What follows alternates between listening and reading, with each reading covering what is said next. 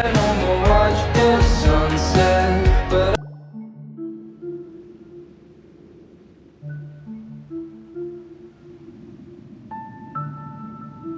Huh.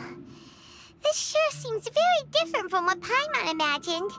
Shouldn't Irminsul be in this realm of consciousness? Yes, that is our destination. But I didn't expect the remaining consciousness of Greater Lord Rukkhadevata to be as polluted as this. Forbidden knowledge? It seems you know about a concept that even I don't completely understand. Could you tell me what you know?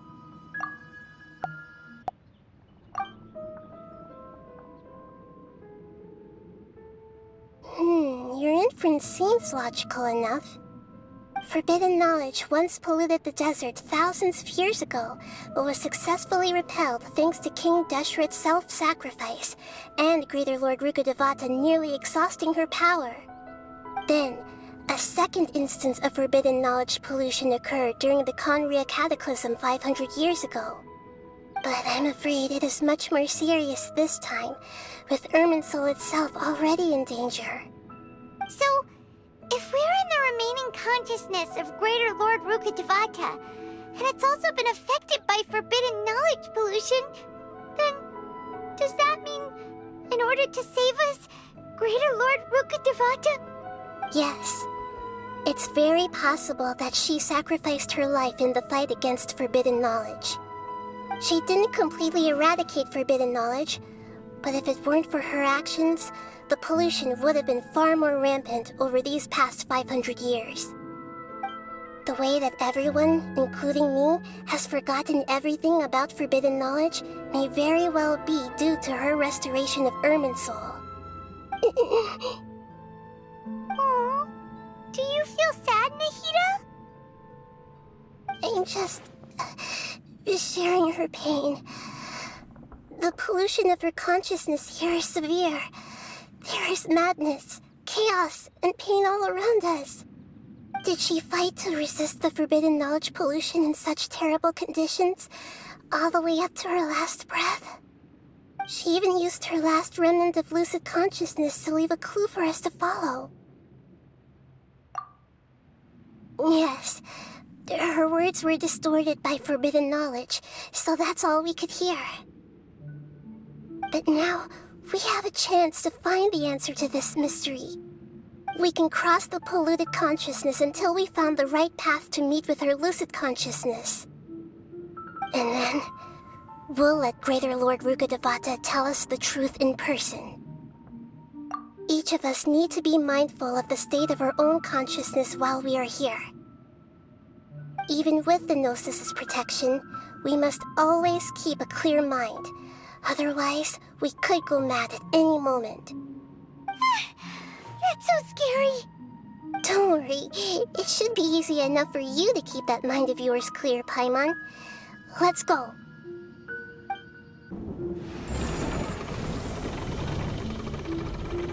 We changed direction. Are we still going the right way, Nahida? Judging from the current route, the boat of consciousness will soon take us out of here.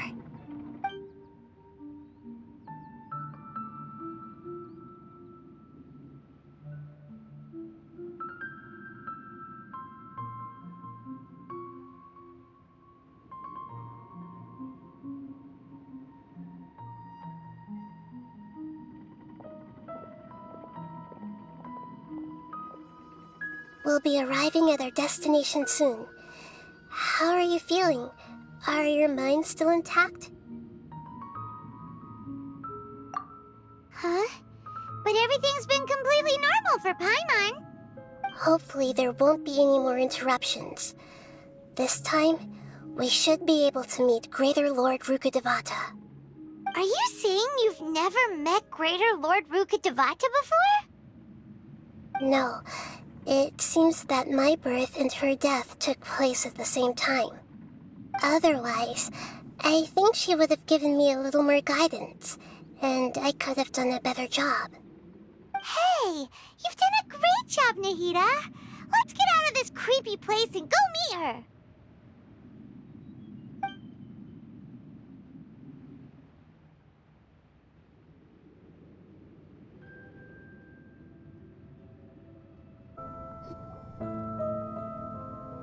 Well, this is the place.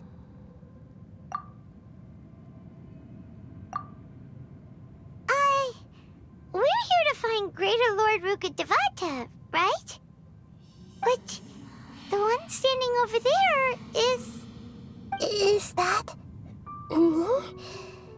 She looks exactly like me. Are you Greater Lord Rukkhadevata? Yes, that's me. Are you surprised by my appearance? Irminsul and the surrounding lands have been reproduced here as they were years ago. But this is just a realm of consciousness. We are manifestations of the same nature. Hence why we would appear exactly the same. We're of the same nature. Why? Because you are me, and I am you. You are me in the new samsara. The new samsara? As Greater Lord Rukkhadevata, I'm the avatar of Irminsul, and you are the purest branch snapped from Irminsul. Imagine it this way. Even if a tree dies, its branches will eventually take root and grow, continuing the tree's life in another form. I'm merely the remaining consciousness of Greater Lord Rukkhadevata. The real me has presumably died a long time ago.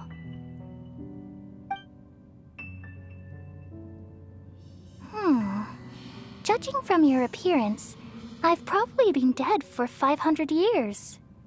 But you're finally here. My new self in the samsara. If this is true, then am I going to be a great Archon like you someday? Though we share the same nature, our fates are bound to be different. All things have their own fate. When a branch grows into a mature tree, it won't be the same as the original tree. That's why fate is the ultimate knowledge, isn't it? That's a great insight. Yes, very good. It's also precisely why you won't become like me. Really? But perhaps you may become an even greater Archon than I. I already see a determination in you that I didn't possess in my time, and the future that it leads you to will be yours alone. Along with the blessings from your past experiences. Don't worry. The growth of wisdom is like that of a plant. You only need to wait quietly for the flower to bloom. Come to think of it, the sages never had the faintest inkling of the meaning of wisdom. Thank you. Nothing makes me happier than discovering that the Archon I always admired was in fact myself in another fate. It's so nice to speak with you, Greater Lord Rukkhadevata. I've always wanted to meet you. The feeling is mutual. From the moment I snapped the branch off Irminsul and created you, I've also looked forward to talking with you. Could you tell me why you wanted to create me? And what exactly happened when you died? Ah, I see. You're here seeking answers, right? Everything that day, even the sky itself, changed into a color like this. At that time, the seven were all summoned to the nation of Conria. Except for me. I had a more important task to attend to. I had to protect Irminsul. The disaster occurred together with the pollution of forbidden knowledge. At that very moment, with my consciousness connected to Irminsul, I sensed something was wrong. The pain started to torment my mind. By the time I reached Irminsul, it was already displaying signs of corruption. Had I not repelled the pollution of forbidden knowledge with King Deshret thousands of years ago, I might have felt even more hopeless and lost. So what exactly is forbidden knowledge? It's a kind of knowledge that doesn't belong to this world, and a form of truth that can't be understood. It came from the very bottom of the abyss. Even I could never understand it. The world is constantly rejecting it, leading to all kinds of bad phenomena. If we allow forbidden knowledge to pollute Irminsul, I'm afraid the entirety of Teyvat could fall apart. So, there's knowledge that even the God of Wisdom can't understand? At that time, I knew I couldn't repel the forbidden knowledge with my strength alone. Which is why I created a device that compiled human wisdom and named it the Akasha. It's truly the world's most amazing invention. Thank you. For a long time, I thought dreams were the fruit of human wisdom. Though it was selfish to do so, I borrowed people's dreams using the Akasha. Then I compiled their wisdom and all of my own power. Well, did it work? Thanks to the wisdom of the people of Sumeru, almost all the forbidden knowledge was cleared from Irminsul. But things didn't go as smoothly as I thought. I had a terrible headache, which gave me an uneasy feeling. And then I remembered that my consciousness was also connected with Irminsul. It brought me knowledge and wisdom, but vile corruption as well. From the very beginning, my existence had been polluted by the forbidden knowledge. Oh no. How could that happen? I've experienced that pain in your consciousness. It must have been a horrible experience. Yes, but my feelings weren't important. The important thing was that even if I died, my existence and everything related to me would continue to exist in Irminsul as memories and knowledge, meaning that the forbidden knowledge couldn't ever be permanently eradicated. And there's no way for me to eliminate myself. It would be a sort of paradox. So, I took the purest branch of Irminsul as my incarnation in the next samsara, and left a trail of clues, all in hopes that you would come here and remove me and my pollution from Irminsul forever. Wait, no, I can't. So you realize what that implies? You are very smart indeed. Irminsul has all the knowledge and memories of this world. And as you've realized just now, removing me from Irminsul means I essentially will never have existed in this world. But this is the only way to save Irminsul. People love you so much, and they've missed you so much over the past 500 years. I am exactly the same. So how can we just forget you like this? Is there really no other way? There must be something else I can do. You're the god of wisdom, Booer. You should know that there is no other way. But this is so cruel. I don't want to forget you. No need to feel so sad, Booer. As someone who delights in wisdom, you should feel joy at finally finding the answer. These are the words in their entirety. The answer you've been seeking all along. Let the world completely forget me. We all nestle under the great tree of wisdom, peering out to perceive the world. From the earth and from the rain, we perceive its wonders, until we become a white bird to perch atop a branch, and finally snap off the most important leaf. Once upon a time, I alone dreamed in this world. In my dreams, everybody would also dream after they fell asleep. wild and wonderful thoughts would emerge from their minds. Some tumbled to the ground, and others floated to the sky, connecting all things in the world into one dazzling net. Among a plethora of worlds were numerous smaller worlds, all of fate, finding within the tapestry their brilliant glow. I gradually understood that these indescribable and constantly changing things are the most profound things in the world. Only they can completely repel the madness. Only dreams can awaken consciousness from the deepest darkness.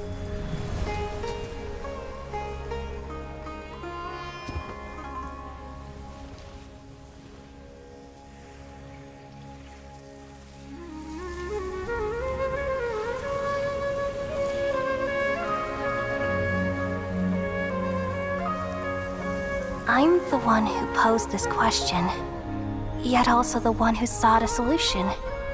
Saving the world with the dreams of the people used to be my answer.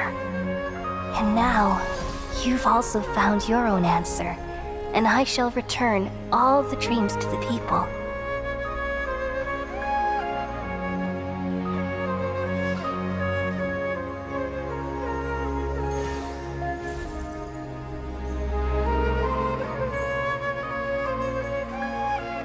Goodbye, people of Sumeru. May you be blessed tonight with the sweetest of dreams.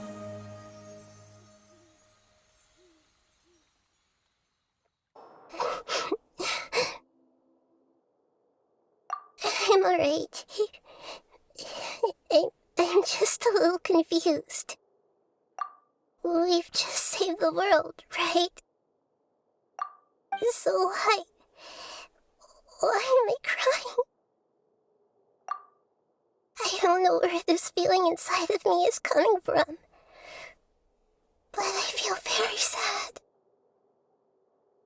Just now, we used the power of two gnosis to successfully connect with the Irminsul consciousness from 500 years ago.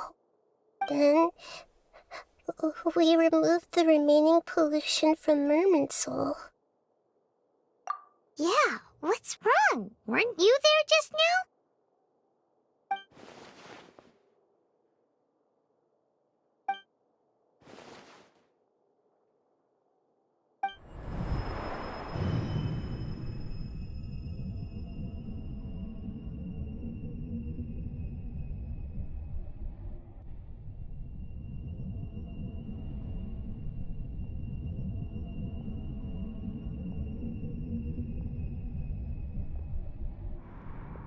Huh? That sound. Traveler! Paimon! I've been waiting here far too long. But finally I have the chance to be alone with you. All the precious time I wasted has finally paid off. The doctor! What have you done? Just a type of sound wave that can quickly put defenseless people into a dream. As I expected, it doesn't have any effect on gods. This is the only thing of interest I found among the sage's research. I thought I'd take it for a little spin. Don't worry. I know you would never forgive me if I actually killed them. I'm here to negotiate with you. Naturally, I won't do anything dangerous that could potentially damage our relationship. Negotiate with me? I heard you had already left Sumeru. Why are you here again now? I left Sumeru, but I also stayed in Sumeru. Even the God of Wisdom is restricted by the habits of cognition. How disappointing. You mean there are many different versions of you in this world? An astute guess. Even the same individual will have different cognitions at different ages. A long time ago, I made a major decision in hopes of preserving all my perspectives of how I observed the world. Observation is the first step of any experiment, but observing the current world doesn't satisfy me. It lacks an important dimension, that of time. So I saved segments of all my ages and made them into independent individuals. That's all there is to it. Indulge me. How does the God of Wisdom find my method of seeking knowledge? It's an insult to the very concept of life. Life inherently has many rules and restrictions, each with its own significance and reason to exist. They can't be broken on a whim. Good. Amazing, even. Indeed, it's difficult for humans to make peace with themselves, not to mention oneself from a different period. Since you're in the academia, why wait until now to show up? You could very well have stopped us and helped that fake god. Simple. Let me ask you this. Would any staff member ever help the subject in the middle of an experiment? It was my experiment. So why should I interfere with the results? The academia saw the plan to create a god as their ultimate goal, yet you only saw it as an ordinary experiment. You really are crazy. If the experiment succeeded, you would have had a new god on your hands. How would you have faced your own god then? Would you still take the same stance? Would you still hold the same view of yourself? I'm first and foremost a scholar. These results should be left to the judgment of the hypothetical me confronted with that outcome. But you're right. And that's exactly why I'm disappointed with the conclusion of this experiment. As an individual, you don't have any sense of belonging. You seem to have even fewer convictions than a typical scholar. Oh no, I certainly have my own convictions. They just don't fit your standards, that's all. All right, that's enough conversation for today. The experiment is over, and it's time to tidy up the equipment and reclaim any useful materials. For example, the Gnosis. Lesser Lord Kusanali, you're an intelligent Archon. I'm sure you understand the disparity in our combat abilities at this time. Besides, you have no way to use that Electro-Gnosis in battle. Didn't you say you were here to negotiate with me? Somehow, it's starting to seem like you intend to take it by force now. I'm merely stating a fact. After all, I'm also a scholar. Naturally, I hope to show proper respect and dignity to the God of Wisdom. Your hypocrisy is built on absolute confidence. I understand your scheme, but... what if I were to destroy the Gnosis now and awaken the heavenly principles? Awaken the heavenly principles? Do you think that's really possible? The heavenly principles have been silent for many years, but the Gnosis are symbols of their control over Teyvat and all the laws. Will the destruction of a Gnosis attract the attention of the heavenly principles? And if so, how do the Fatui plan to deal with the consequences? Do you dare to gamble such a possibility with me? Gamble? How surprising. I thought you would show evidence or use rigorous reasoning to prove your point. The word gamble is the last thing I expected to hear from the God of Wisdom. But this is a clever move. You must have seen through me when I first captured your consciousness. As a scholar, I respect all possibilities. This has always been my principle and is an essential trait as an experimenter. Indeed, I can't ignore this possibility. So tell me then, what are your conditions? This foreign Gnosis will only lead to disaster if it stays in Sumeru. But this Electro-Gnosis is the prize I obtained after defeating one of your fellow Harbingers. Now, as the one who initiated this cascade of events, shouldn't you pay the corresponding price? Price? Interesting. What price would you have me pay? How about erasing all your other segments?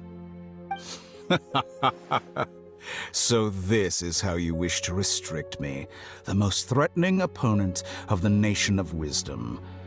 What you request of me is like plucking out the eyes I have placed in the dimension of time. Segments are extraordinarily difficult to make.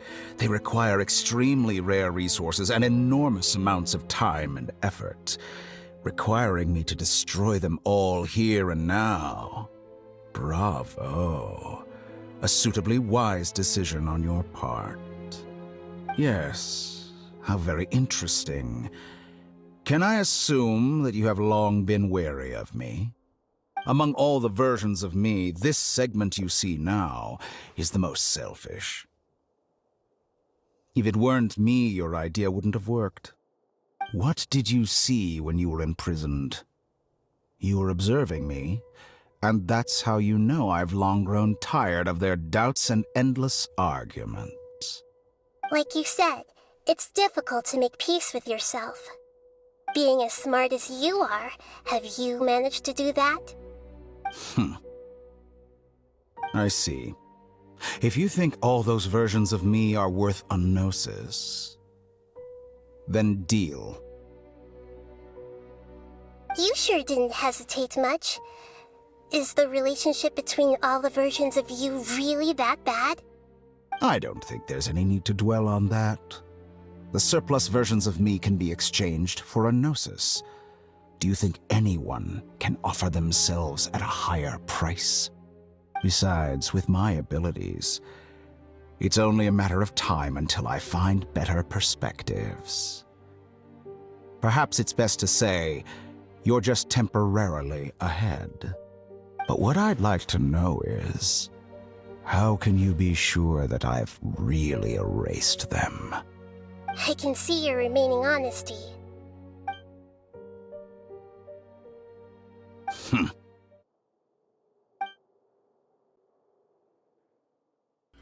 What a ridiculous decision! You can't be serious!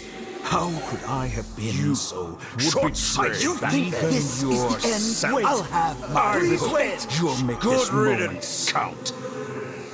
You will regret this! Well, have you confirmed that it's complete? Here, take it. The future of Sumeru City will be in my hands alone. I will shut down the Akasha and let curiosity and the thirst for knowledge drive the realm of academics once again. There won't be any further gaps for you to exploit. It truly pains me that my academic achievements have never been appreciated in my homeland. Of course, I have no interest in being rejected by this city for a third time. Another chess piece. And where is your dendronosis? Don't be greedy, Harbinger of Snezhnaya. No, this is a different transaction. If you intend to turn off the Akasha anyway, then there's no further use for the Gnosis of Sumeru, is there? Besides, isn't it the Archon's duty to deliver what's desired of the Seeker? Oh, judging from your expression, you don't seem to find the idea very agreeable. Then let's think of it this way.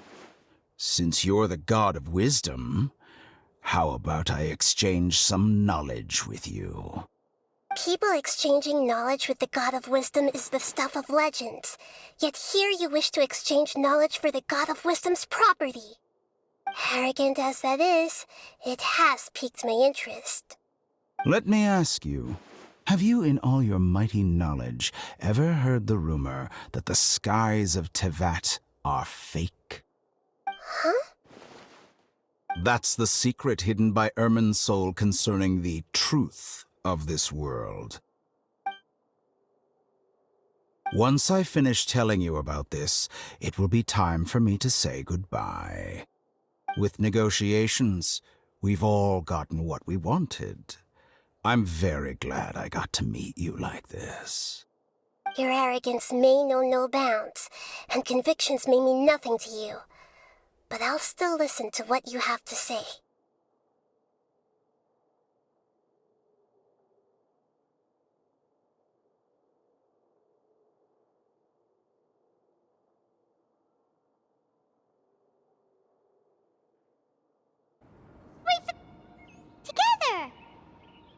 Okay.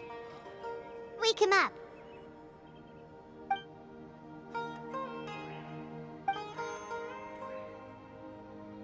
Are you awake? Kale says it's time for breakfast. Come on, get up! Good morning! How are you feeling today? Good to hear. It looks like we've recovered pretty well. Not even Tainari could stop us from going out now, right?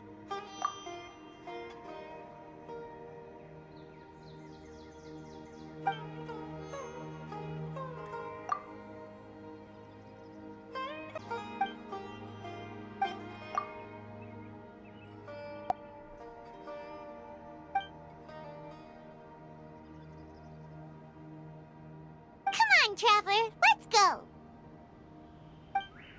Wake! Yep, yep! I prepared some breakfast today. Please have a taste. I hope you'll like it. It's nice to have you here so we can eat something yummy. Well, now that I've recovered from Elazar, I'm feeling better than ever. I can even prepare 4 or 5 meals a day now. And Paimon bets they're all delicious!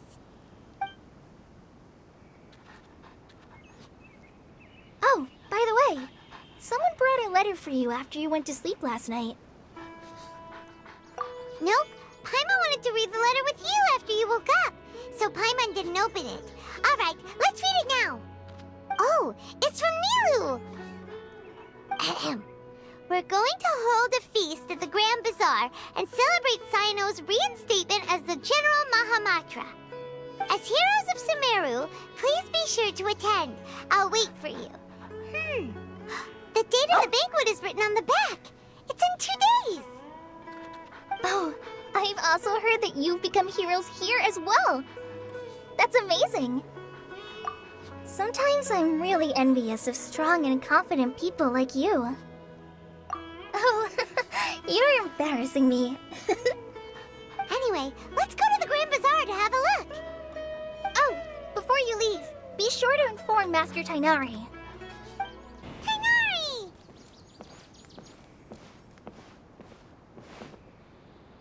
Good morning. How do you feel today? We feel much better. How about you? I'm recovering well. Thanks for asking. But from the looks of it, you seem to be already busy with work again. It's fine. I'm not that busy, really. The Elazar patients have recovered, as well as Hypatia. For now, I only need to tend to my Forest Watcher duties. It seems once Irminsul started getting better, everything else started to recover too. Yes, but there are still some residual effects. The withering is one example. Though it won't spread anymore, the existing zones won't just disappear. We forest rangers will still need to do the work. By the way, we have some good news. Sino got his position back. This news is hardly new. He had already mentioned it to me before. Huh? You mean he was already here? Why didn't he come to say hi to us? He visited once, but he was afraid of disturbing you while you were resting. He just asked me a few questions and left. Then you probably already know all about the celebration feast. Celebration feast? No, I haven't heard anything about that. Huh? But didn't Nilu say in her letter that they would celebrate Sino? He didn't tell you? Perhaps, or alternatively, he doesn't know about it either. Come to think of it, Sino doesn't seem like the type who'd enjoy a celebration feast. You and Kale are both Sino's close friends. Why don't you come to the feast with us? Kala has taken over some of my tasks these days. I don't think she'll have time for it. Not to mention me. You see, some VIPs have come to the forest recently. Huh? VIPs? Very important Paimons? Well, technically speaking, they are former VIPs. The sages involved in recent incidents have begun their training in the Avidya forest, and the people they had previously imprisoned have all been released. Huh? Yes, he's a little weak, but he isn't injured and his condition is stable. Lesser Lord Kusanali, in her boundless mercy, has decided to spare Azar and the other wrongdoers. Supposedly, they were ashamed of their shallow ideologies and have decided to dedicate the rest of their lives to cultivating wisdom in the Avidya forest. When they learned that Lesser Lord Kusanali had defeated the Balladeer and saved Irminsul, they were shocked at first, but also became happy, feeling that the sacred light guiding them on the path of discovering wisdom had begun to shine once again. As a result, work has increased for the forest rangers. That sounds really exhausting. There's nothing we can do, really. But that's another topic. Back to the matter at hand. Are you two planning to head out? Ah, right! We're here to request permission to head out. Would that be okay? You've recovered well. You may go, but be careful. Yay! Will do! Well, there won't be any problems if the feast starts at that time. Everything has already been prepared. Mr. Zubair, I finished tallying things up here. Well, except for the guests. Is a simple reply really that much to ask of our guests? It's affecting our arrangements. Oh, it'll be fine. Besides, it never hurts to get things ready in advance. I was thinking the same thing. The feast will be held sooner or later, right? Hey, Nilu! Traveler, Paimon! We got your letters, so here we are! You're the best! The other guests haven't even replied yet. Huh? Are we the only ones that have arrived? Yeah, I had someone deliver letters to all of our guests. But maybe everyone is still busy with other things. Look, I get it. Sumeru is in an extremely important period of transition right now, but even if your friends are important figures, they shouldn't just ignore your request like this. Nilu is Sumeru's #1 celebrity, after all. You have no idea how happy I am to talk to people with good taste. If you consider enjoying Nilu's dances having good taste, then almost everybody has good taste. Because Paimon thinks everybody will love her performance. That's right. We all think she's amazing too. Nilu is an absolute favorite among those of us who frequent the Grand Bazaar. For Outlanders, you have a great eye.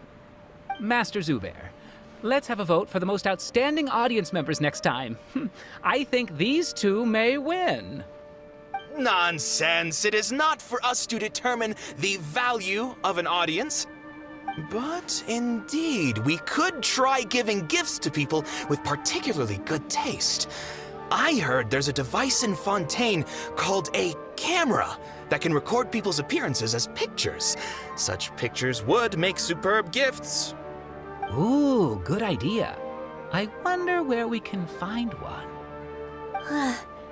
I don't want you giving pictures of me to everyone. I'm satisfied just being able to perform here. There's always a lot going on at the Grand Bazaar. Yeah, and that's why I love it here. Traveler and Paimon, could you help confirm if the letters were actually delivered? If for some reason they didn't receive the letters, then please tell everyone that there will be a feast here. Yeah, we can also check out how everything in Sumeru is going now. When I wrote the letters, I heard that Dia was in Port Ormos, and Alhaitham was at the Academia. As for Sino, we've only heard that he appears at the Academia from time to time. I'm not too sure about Ramon's whereabouts. My guess is that he's with Dia. As for Dunyarzad, I just hope she's feeling better. I sent her a letter, but I was afraid of disturbing her. If you have time, please ask about her for me. Okay, got it. Let's go, Traveler.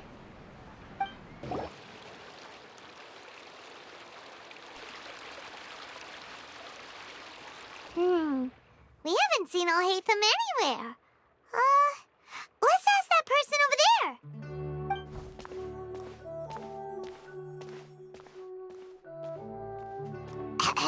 Hey there, have you seen Alhaitham around?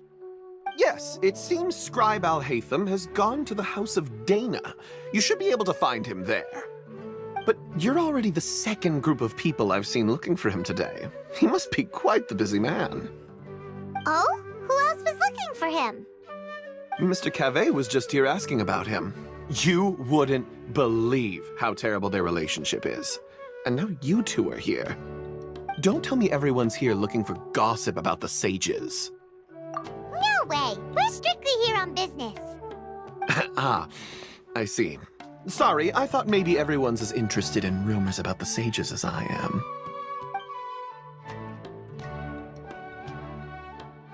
Alhaitham should be around here somewhere, right? Oh, he's over there!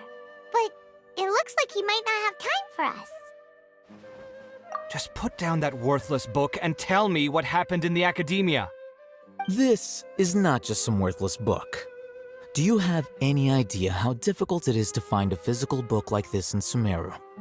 It doesn't matter. It's probably just another thing that you used your authority to get your hands on anyway. Just put it aside. Listen, I came back today only to hear that the sages have disappeared. Oh, you sound surprised. I thought you would already know the inside story. Would I be here asking you if I knew? You're the scribe, not me. So just tell me what you know already. Well, I almost became a sage. Huh? Oh, don't sound too surprised now. You're the renowned Kaveh, light of the Ksharawar. Besides, as a master builder and craftsman, chances are you'll be appointed as a sage too. Why do I feel like you don't really mean it? Huh. What makes you say that? Why would you question my heartfelt sincerity? Maybe it's because you've never said anything good about me before. Yeah, well, I share a similar sentiment, and anyone who knows you as well as I do would surely do the same. Oh, you... See? This is why I hate discussing anything with you. Your ridiculous and arrogant attitude always gets in the way. It seems that you really can't stand my personality. Ha! What was your first clue? Well, then you might as well move out of my house. Are you threatening me? Stooping to a new low, I see. Ugh, and don't change the subject. You, a sage? What a joke. The academia might as well just close tomorrow. Are they having a fight? Forget what's going on with the academia. Haven't you been busy with your construction project? Tell me, when are you going to build yourself a mansion? Don't get me started. I get angry just thinking about it. So, what great building did our master architect work on this time? Like I need to tell you. Keep your nose out of my business. No, I think we deserve to know. Where were you when Sumeru needed you most? I was in the desert for a large project, but considering Haravatat's utter ignorance of architectural and aesthetic matters, you probably wouldn't understand. Which is truly unfortunate. I can only pity the man who doesn't understand the first thing about beauty and romance. Unlike a true... Hold on, wait a second. What do you mean by when Sumeru needed me most? Well, while you were out fiddling around in the desert, many people came together to save Sumeru from a crisis. Ha! And you think I'd believe that? Look, all you really need to know is that Azar and all his accomplices have all been overthrown. Huh? What nonsense are you talking about? It's no skin off my nose if you don't believe me. It's not like my Darshan was the one trying to apply for funding from the Grand Sage. Yours, though, on the other hand... You know what? I'll ask around. I'm sure someone knows what's going on here. You're dead if I find out you're lying to me.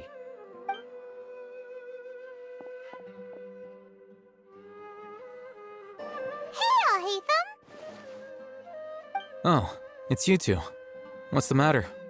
We're running some errands for Nilu. Have you received her letter? Letter? Nilu said she sent out a letter inviting everyone to a celebration feast in 2 days at the Grand Bazaar. We'll also be celebrating Zaino's reinstatement as General Mahamatra. If she addressed the letter to Alhaitham of the Academia, then the letter should have gone to my office. I've been busy these days, so I haven't had time to check for any new mail at my office. I only now have some free time to attend to personal matters. Have you always been so busy with your work? Of course not. I'm only busy these days because several sages have been dismissed recently and the whole academia was practically turned upside down. Kainari told us they all went to train in the Avidia Forest. Apparently they will spend the rest of their lives there. That is already the best possible ending for the likes of them. 4 of the 6 great sages were possessed by their desire for power and attempted to create a new god. In order to pull it off, they even imprisoned the other 2 rational sages. To imagine such things could take place in the academia. Yeah, you're right. Huh. Feels kinda strange to hear them called that after all this time. But then again, the 6 great schools sounded pretty impressive too. Yes, at least that's how they're supposed to sound.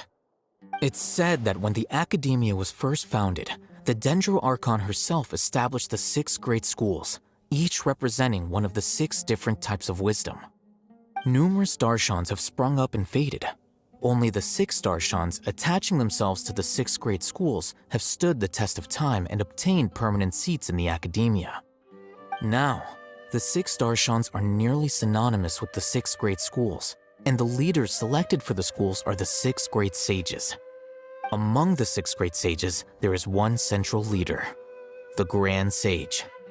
Unfortunately, only the sages from Vahumana and Amorta remain now. They were imprisoned for opposing Azar and were only rescued after Azar's downfall. So who's managing things in the other 4 schools now? Do they need to find someone new? Yes. Normally, new sages are selected based on a strict set of criteria. Oh, didn't you just say something about becoming a sage? If they pick you, then we'd have a huge connection in Sumeru. Yes, about that. You didn't let me finish my sentence. The person in charge of personnel affairs nominated me to be the Grand Sage in place of Azar and help Lesser Lord Kusanali manage the academia. But I refused. Huh? But why? Ugh, can't you be a little more ambitious? I'm not even interested in being one of the 6 great sages. Like I said before, I don't like being a leader. Oh, all right. So are you busy these days trying to find others to take the job? That's not my job either. I'm only responsible for handling important affairs within the academia before the new sages take office. And the first thing I'll do is reject Kasharawar's application for funding. By the way, who was that other person just now? Is he your friend? Do we look like friends? Paimon doesn't know. That's why Paimon's asking. His name is Kaveh, my roommate. You could say he's the representative for Ksharawar scholars. Which is exactly why he always has so many problems. So everything that's happened recently must be a huge change for the people of Sumeru. Such is the work of the Academia Scribe. Well, anyway, no matter how busy you are, since you are our planner, remember to attend the celebration feast in 2 days. All right, I'll see you there.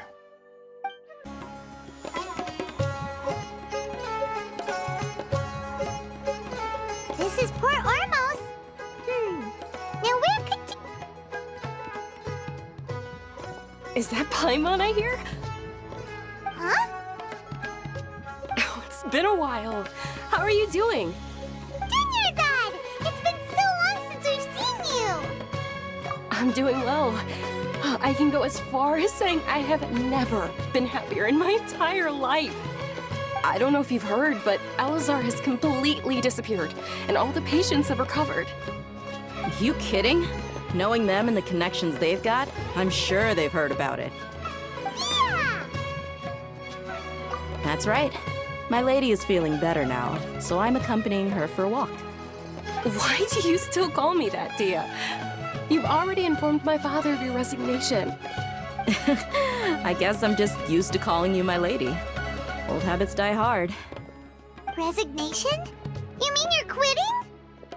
Yeah, I might start losing my edge if I keep being a bodyguard for the Homayanis.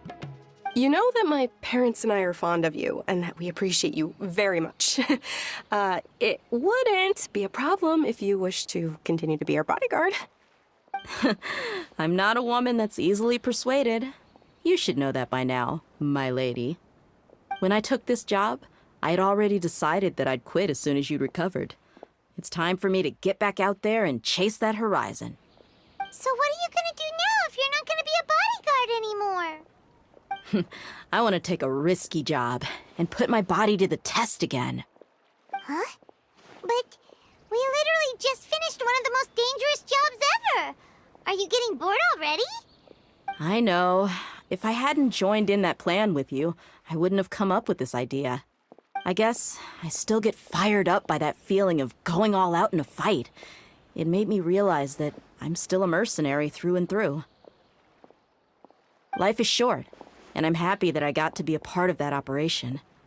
But the whole thing also made me realize that there are still many problems in Sumeru. And as a desert dweller, I'm still not completely ready to settle down on this side of the wall. Well, I remember a friend had someone bring you a message. You mean I'll hate them? I didn't expect him to still remember that. I thought he was joking. We just came from talking with Alhaitham at the Academia. Did he tell you that he suggested that I come work at the Academia? What? I heard that Azar and his cronies fell from power, and Alhaitham told me that now was a good time to find a job in the Academia, but only if I wanted to. Whoa. Paimon can't see you being anything other than a mercenary. Me neither. But I think Dia would look great dressed up as a scholar. Ugh, forget about it. I wouldn't last 10 seconds in there. Alhaitham probably just liked the way I worked and knew I'm good in a fight. So he suggested I find some work in the Academia. But you know, if you take him up on the offer, Sino might actually agree and let you become a Matra. Because you're super amazing! The Matra have all the talent they need as long as they have Sino. I prefer to be free to live however I choose. In fact, I chose this job from the very start because I knew it'd be right up my alley. Even if being a mercenary means facing all kinds of danger. A lion has to return to the wild sooner or later. If anything, being your bodyguard has been unfamiliar territory for me. I don't want to see you go, but I'll respect your decision. I'm glad to hear you say that. Come on, no need for the sad face. It's not like we'll never meet again. Once the whole Dendro Archon thing is settled, everything in Sumeru will take a turn for the better. That makes me happy too. But a peaceful society will probably mean less demand for mercenaries like me. Before long, we'll be a dying breed. So I'd better get to work while I still can. Huh? But wait a second!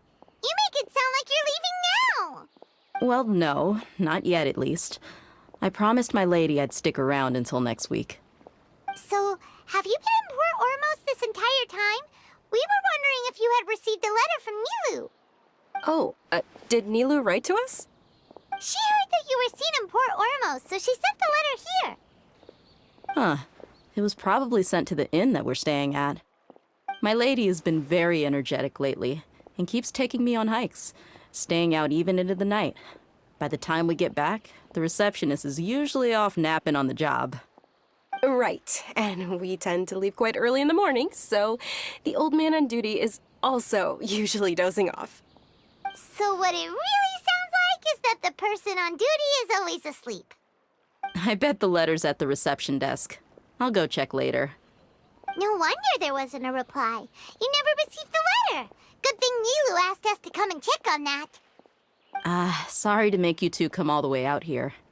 It must be something important for Nilu to specifically write to us like that.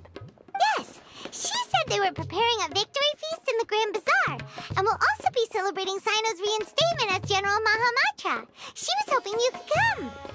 Great! I'll be sure to attend. Count me in too. But is there some sort of dress code or anything for the feast? Can I just show up looking like this? Since it's being organized by Nilu, I don't think she'll be too picky about that. If anything, I think she wants to see us as our most natural selves. All right, then this is how I'll show up. The feast will be held in 2 days, so don't forget! Sure. Thank you so much for letting us know. We'll see you there. Oh, by the way, do you happen to know where Sino and Raman are? The General Mahamatra always comes and goes without a trace. Normally no one knows his whereabouts. Oh, But last time we met, he mentioned that he had something to do in Aru Village. You can try your luck there. As for Raman, your guess is as good as mine. I only remember he said that he had something to discuss with Sino. You can ask Sino when you meet him. Don't mention it. You better get going. all right, on to our next step.